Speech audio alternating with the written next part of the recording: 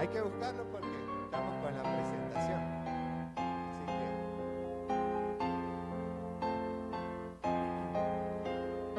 decimos: Señor, tú me llamas por mi nombre, desde lejos por mi nombre, cada día tú me llamas. Señor, tú me ofreces una vida santa y limpia, una vida sin pecado y sin maldad.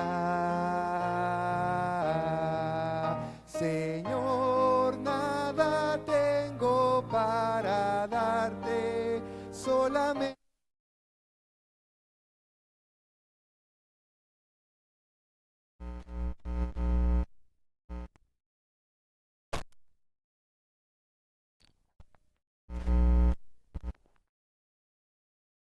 anuncie el mensaje de la cruz. Señor, tú me llamas por mi nombre, desde lejos por mi nombre, cada día tú me llamas. Señor, yo acudo a tu llamado a cada instante, pues mi gozo es servirte más y más. Señor, nada tengo para darte, solamente te ofrezco mi vida para que la uses tú. Señor, hazme hoy un siervo que anuncie el mensaje de la cruz. Señor, tú me llamas por mi nombre, desde lejos por mi nombre, cada día tú me llamas. Este himno nos invita a escuchar el llamado que el Señor nos hace cada día, en cada circunstancia, en cada momento. El Señor nos hace un llamado a través de la palabra y el himno invita a acudir a ese llamado, a acudir al llamado de la obediencia, a acudir al llamado de la exaltación del Señor. Vamos entonces a hablar, y les voy a invitar que vayan a sus Biblias, a Primera de Pedro. Vamos a hablar sobre el tema que es el privilegio de nuestra salvación. El privilegio de nuestra salvación. Y esta clase tiene un propósito. El propósito de esta clase es que podamos comprender el privilegio histórico y espiritual que tenemos al vivir en el Evangelio, valorando la salvación con mayor asombro, gratitud, compromiso y reverencia. Comprender el privilegio histórico y espiritual que tenemos al vivir en el Evangelio. Ese es el propósito que vamos a intentar alcanzar. Entonces, la palabra en el versículo 10, vamos ya por el versículo 10 de Primera de Pedro. Así que vamos a leer el versículo 10, pero lo vamos a leer desde el 8, para tener un poquito como de explicación. Dice el versículo 8 del capítulo 1 de Primera de Pedro: a quien amáis, a Jesucristo está hablando, sin haberle visto, en quien creyendo, aunque ahora no le veáis, os alegráis con gozo inefable y glorioso, obteniendo el fin de vuestra fe, que es la salvación de vuestras almas. El versículo 10 dice: los profetas que profetizaron de la gracia destinada a vosotros, inquirieron y diligentemente indagaron acerca de esta salvación. Vamos por el versículo 10, que tiene que ver con el privilegio de nuestra salvación. Y lo primero que Pedro empieza a explicar o parte de lo que Pedro viene explicando es una línea de un pensamiento de salvación. Habla que la herencia o la salvación es una herencia incorruptible, incontaminada, inmarcesible. En clases anteriores lo vimos un poco acerca de esta explicación, pero posteriormente empieza a apuntar su mensaje a la exaltación o la presentación de la salvación. Recordemos que Pedro está escribiendo a cristianos perseguidos, a cristianos que están siendo asesinados y quienes está hablando mentiras acerca de ellos. Y Pedro recuerda algo importante en el versículo 10 y dice: los profetas que profetizaron de la gracia destinada. Habla de los profetas y habla también de su trabajo. El profeta obviamente profetiza. ¿De qué? De la gracia destinada. Y dice alguien: a vosotros, a una iglesia perseguida y a una iglesia que está atravesando una situación difícil. Inquirieron, o sea, investigaron con cuidado y diligentemente indagaron acerca de esta salvación, de esta salvación. Ahora, me gustaría que pudiéramos hacer algunas definiciones para llegar al tema exacto. ¿Qué es un profeta de Dios? En el Antiguo Testamento, ¿qué era un profeta de Dios? A modo de recordatorio, explicación, era aquella persona que hablaba la verdad de Dios a otros. Aquella persona que habla la verdad de Dios a otros. La palabra griega, propetes, puede significar dos cosas por lo menos. Uno que habla y otro, o la misma idea nos lleva a que defiende el que, la verdad de Dios. Entonces, un profeta es aquella persona que habla o defiende la verdad de Dios. Y teniendo eso en mente, el versículo dice: los profetas que profetizaron, los profetas que hablaron la verdad de Dios a los hombres, los profetas que defendieron la verdad de Dios a los hombres. Eso quiere decir profeta y su labor. Otros hablan acerca que un profeta es alguien vidente, alguien que ve lo que está por venir también, el futuro. Pero en este caso está hablando de una labor: hablar en nombre de Dios y defender el nombre de Dios. Ahora, los profetas hablaron de algo. ¿Qué es lo que dice el versículo 10? Los profetas, ¿qué dice? Profetizaron. ¿El qué? De la gracia destinada a vosotros. De la gracia destinada a vosotros. Y esa gracia destinada de la que habla Pedro es de la salvación manifestada a través de Cristo. Lo que hablaron los profetas de esa gracia destinada a vosotros es de la salvación que hoy nosotros gozamos a través de Cristo. Es de aquella salvación que hoy nosotros gozamos al estar en el Señor. Y en el versículo 2 de Primera de Pedro, recuerden lo que hablábamos: elegidos según la presciencia de Dios Padre en santificación del Espíritu. ¿Para qué? Para obedecer y ser rociados con la sangre de Jesucristo. La gracia y paz os sean multiplicadas. Esa gracia multiplicada es la que Pedro está recordando a los hermanos, que los profetas, haciendo su labor, profetizaron de la gracia venidera que estaba para nosotros. Ahora, la gracia venidera o los profetas hablaron específicamente de algo que ellos no lograron ver. Imagínense esto. Imagínense que ustedes y yo somos hombres de Dios o mujeres de Dios, destinadas a hablar en nombre de Dios y defender la voluntad de Dios. Pero nosotros no logramos ver de lo que nosotros hablábamos. Bienvenidos a los que se van incluyendo. Nosotros no logramos ver lo que Dios nos dijo que iba a suceder. ¿Será que en algún momento nos llegáramos a sentir como: yo creí que yo iba a poder ver lo que estoy hablando, pero los profetas no lo vieron? Ahora, quiero que vayan conmigo a Mateo. Vamos a ir a Mateo capítulo 13.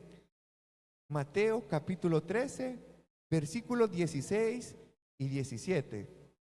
Bienvenidos a todos los que se van incluyendo. Nos alegra ver aquí a la hermana y también al señor que lo acompaña.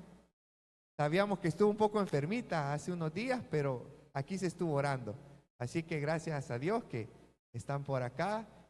Y ya nos conocemos, creo que de muchos años de vista, en muchas circunstancias. Han sido buenos amigos con mi papá también. Así que bienvenidos. Bien, el versículo 10 habla de profetas, su labor profética de hablar en nombre de Dios, defender el nombre de Dios, pero también habla que ellos investigaron. Mateo capítulo 13, versículo 16 y 17 dicen: pero bienaventurado vuestros ojos porque ven y vuestros oídos porque oyen, porque de cierto os digo que muchos que profetas y justos desearon ver lo que veis y no lo vieron, y oír lo que oís y no lo oyeron. Jesús les dice, porque venía enseñando parábolas, y les dice: saben, ustedes son dichosos, ustedes son bienaventurados porque están viendo lo que muchos profetas desearon ver, están escuchando lo que muchos profetas desearon escuchar. Y dice Jesús, y no lo vieron, dice, pero tampoco no le escucharon. Y los profetas anhelaron ver y escuchar de lo que ellos profetizaban. Los profetas anhelaban esto. ¿Y qué es lo que recuerda Pedro? Pedro les dice de aquella gracia que ha sido mostrada a vosotros, aquella gracia que hoy es manifestada a ustedes, a la iglesia, la gracia salvadora a través de Cristo. Vamos a ir a Lucas. Recordemos que la escuela bíblica pretende un ejercicio bíblico de versículos, de conocer la palabra. Vamos a ir a Lucas capítulo 24, versículo 25. Lucas capítulo 24. Lucas capítulo 24, versículos 25. Y vamos a leer algunos versículos. Vamos a leer del versículo 25 al 27. Lucas 24, 25 al 27. Y dice, bienvenidos hermanos, dice: entonces Él les dijo: oh insensatos y tardos de corazón, para creer todo lo que los profetas han dicho. 26. ¿No era necesario que el Cristo padeciese estas cosas y que entrara en su gloria? Y comenzando desde Moisés y siguiendo por todos los profetas, les declaraba todas las escrituras, todo lo que las escrituras, todas las escrituras, lo que de él decía. Aquí es la escena de Jesús en el camino con los profetas de Maús. Ahora, ¿qué dice el versículo 32? Siempre de Lucas 24. Y se decían el uno al otro cuando Jesús desapareció y sus ojos fueron abiertos: ¿no ardía nuestro corazón en nosotros mientras nos hablaba en el camino y cuando nos abría el qué? Las escrituras. Vamos a ir al versículo 44, más adelantito, Lucas 25, 44. Lucas 25, 44, y dice: y les dijo Jesús, y les dijo: estas son las palabras que os hablé estando aún con vosotros, que era necesario que se cumpliese todo lo que está escrito de mí en la ley de Moisés, en los profetas y en los salmos. ¿Qué es lo que encontramos acá nosotros? 60 al 64 años después de Cristo, encontramos a Pedro animando a una iglesia perseguida. Y él les dice en el versículo 10, los profetas que profetizaron de la gracia destinada a vosotros. Jesús enseña o recalca estos aspectos antes de ser ascendido a los cielos. Y él recalca, era necesario que padeciese el Cristo todas estas cosas para que se cumpliese lo escrito por Moisés, los profetas y los salmos. Quiero decirles esto, hermanos, y yo sé que ustedes lo conocen, a modo de recordatorio. Toda la Biblia, del Génesis al Apocalipsis, toda la Biblia, el tema central es Cristo. Toda la Biblia, el tema central apunta hacia un pueblo reprimido que está en tinieblas, hacia una redención futura. Ese es el plan de Cristo, toda la palabra.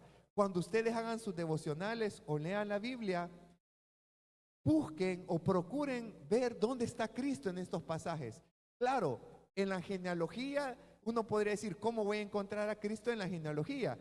Pues desde en Lucas, en Mateo, habla cómo va hablando desde José, María hacia atrás, pasa por David, pasa por Ted, pasa por Noé y va hacia atrás, hasta llegar a Adán y después termina en Lucas, por lo menos dice, Hijo de Dios.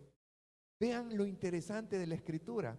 Nosotros por la fe creemos toda esa descendencia, pero los evangelios tienen un peso histórico real para todo el mundo, para toda la humanidad, porque fue escrita por gente ocular que vio las maravillas de Cristo y queda como documento histórico, por lo menos de la cultura hebrea. Ellos niegan muchas veces esto, pero es histórico los evangelios. Y en los evangelios Jesús les dice, recuerden lo enseñado por Moisés, por los profetas y en los salmos. Recuerden que el tema central ha sido Cristo y es la salvación que se otorga a través del sacrificio de Él. Eso es lo que Pedro procura que los hermanos de las provincias de Asia Menor recuerden. En la persecución, el tema central es la salvación, hermano. El tema central es la salvación, que no es algo sencillo porque requiere de la Trinidad, su manifestación de la Trinidad para que alguien pueda llegar salvo, pueda llegar a ser salvo. ¿Por qué? El versículo 2 dice, elegidos según el Padre para santificación en el Espíritu Santo y rociados con la sangre de Cristo. Eso es un milagro. Que ustedes, yo estemos acá, es un milagro. Es un milagro, hermano. Realmente no es algo sencillo que a alguien le hagan ver. No es la obra del Espíritu Santo regenerado. Cuando la palabra es presentada, vamos a continuar. Ahora, ¿qué es lo que dice entonces? En primer lugar, hay algo que recalca la labor de los profetas.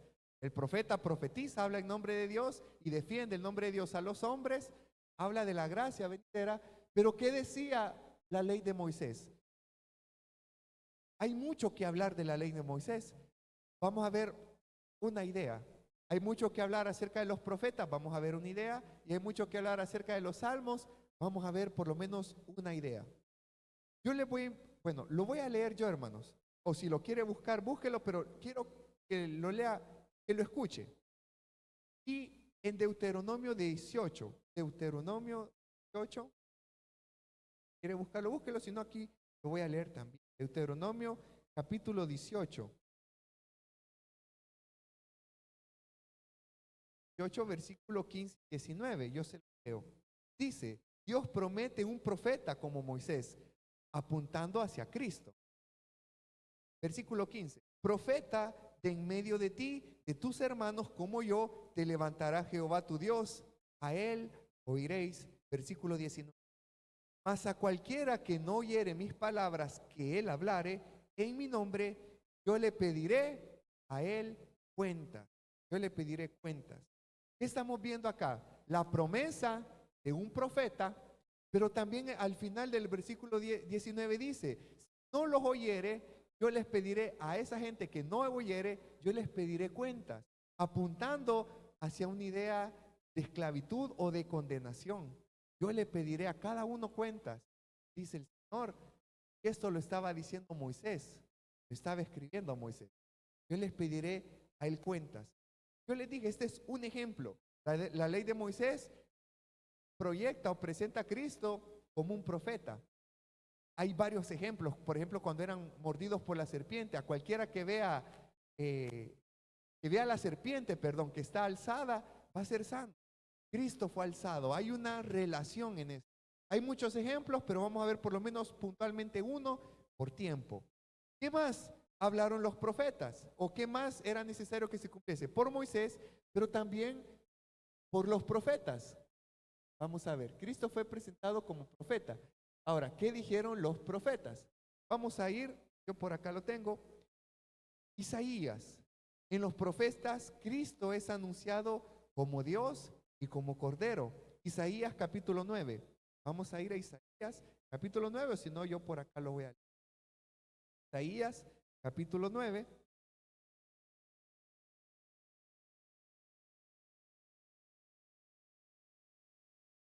Isaías capítulo 9, versículo 6.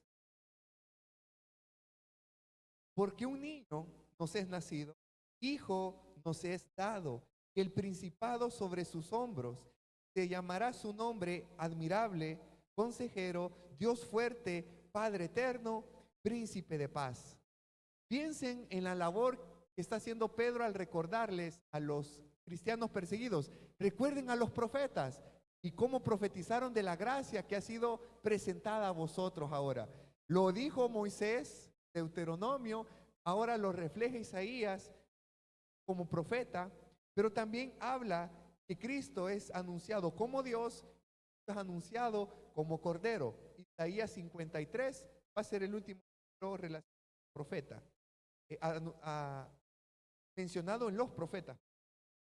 Isaías 53, 4 y 6 dice: ciertamente llevó él nuestras enfermedades y sufrió nuestros dolores, y nosotros le tuvimos por azotado, por herido de Dios y abatido.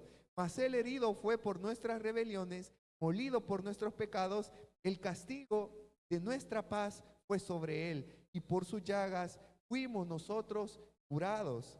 Todos nosotros nos descarriamos como ovejas, cada cual se apartó por su camino, mas Jehová cargó en él el pecado de todos nosotros. Pedro recuerda a los hermanos perseguidos la salvación maravillosa, recordando los profetas, su labor profética y la gracia destinada a ellos. Vamos a ver un ejemplo más y lo encontramos por lo menos en lo que Jesús dijo, en la ley de Moisés, en los profetas y en los salmos. Vamos a ir ahora a Salmos 10. Les dije, este es un ejemplo, pueden haber muchos, hay muchos. 10, versículo de 1 al 4, así. Salmo 100, versículo del 1 al 4. Jehová dijo a mi Señor, siéntate a mi diestra, hablando de Jesús, hasta que ponga tus enemigos por estrado de tus pies. Jehová enviará desde Sión la vara de tu poder, domina en medio de tu pueblo que te ofrecerá voluntariamente en el día de tu poder, en la hermosura de las santidades del la aurora, tienes tú el rocío de tu juventud. Juró Jehová, no se arrepentirá, tú eres sacerdote para siempre. Orden de Melquisedec. Hablando acerca de Jesús. Saben, hermanos, que me gustaría hacer un comentario a lo que se refiere el Salmo con el orden de venir de venir de un sacerdocio, pero el énfasis que se hace lo encontramos nosotros en Hebreos de algo importante. Hebreos capítulo 7, versículo 20. ¿Qué quiere decir esto según el orden de Melquisedec? Quiere decir que Jesús, versículo 22 de Hebreos 7, quiere decir que Jesús es hecho fiador en un mejor pacto. Los sacerdotes hacían pacto por el pueblo y pacto por ellos también para limpiar los pecados de todos. Pero Jesús no limpió sus pecados por él mismo, no por los de nosotros. Para que Jesús sea hecho fiador en un mejor pacto. Y los otros sacerdotes llegaron a ser muchos, debido a que por la muerte no podían continuar. Los sacerdotes morían, se levantaba otro. Moría un líder, se levantaba otro. Pero Cristo es eterno. Cristo no muere. Y es la enorme diferencia. Mas este, por cuanto permanece para siempre, tiene un sacerdocio inmutable, por lo cual puede también salvar perpetuamente a los que por él se acercan a Dios, viviendo siempre para interceder por ellos. El Señor es eterno, recuerda la salvación eterna que tenemos. Ahora, a escuchar el versículo 10 de Primera de Pedro.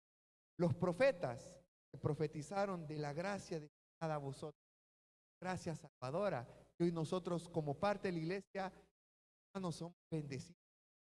Y hay una relación en Deuteronomio 18:15 que menciona después, la cual se cita a Abraham, que todas las naciones de la tierra en el sacrificio de Cristo. Y nosotros, hermanos, nosotros quienes investigaron acerca de esta salvación fueron los profetas. Los profetas que fueron asesinados no vieron lo que ellos hablaban. Hoy nosotros vemos la gracia de Cristo. Ahora, quiero hacerles una pregunta, 2 minutos, antes de ir terminando. ¿Qué significado tiene la salvación para la vida cristiana? Podríamos poner nuestro nombre. ¿Qué significado tiene para Luis la salvación en su vida cristiana? ¿Qué significado tiene para Glenda, para el hermano Cuellar, para el hermano Oscar, para todos los que estamos acá? ¿Qué significado tiene la salvación? Me gustaría por lo menos mencionar 2 ideas. Con esto terminamos. La primera, ¿qué significado tiene la salvación en la vida cristiana? Primer punto, la salvación debe de producir asombro continuo. La salvación debe de producir asombro, hermano. Debe de ser algo que admiremos, debe de ser algo, piensa en algo hermoso, en su esposa, en un paisaje, en un plato de comida, y uno dice, hermoso. Piense en lo que más le guste y piense en la salvación y diga, Señor, yo quisiera recordar la salvación. Claro, lo que yo mencioné no se compara. Yo quisiera pensar en la salvación como algo hermoso. Saben que el evangelio deja de sorprendernos y comenzamos a enfriarnos espiritualmente cuando el evangelio deja de ser hermoso, deja de ser atractivo. Ahí nosotros empezamos a enfriarnos. Y la última idea dice, respecto a qué significado tiene la salvación, somos parte de una historia mayor, hermanos.